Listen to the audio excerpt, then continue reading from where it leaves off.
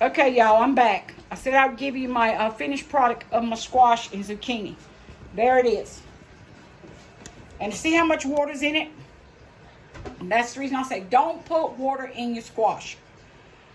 Because a lot of times it all depends on how much rain we had when you get squash. If it's taking a lot of rain, you'll have a pot full of water.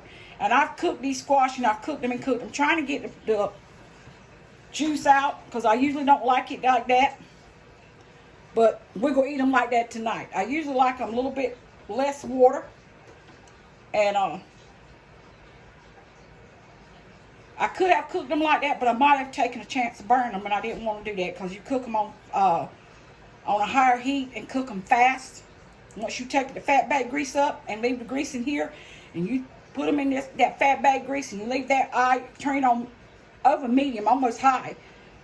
These squash will cook real fast, but you will almost burn them if you don't be right at that pot, turning over and over and over and over.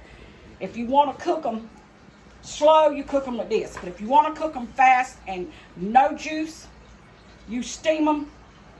You have to pour that water off.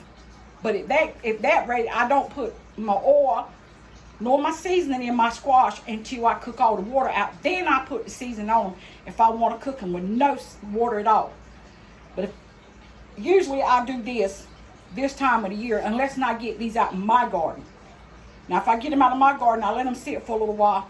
And sometimes when they sit up longer, the water just comes out. Or cut them up, sprinkle salt on them, let them sit. Because the salt will draw the water out before you cook them.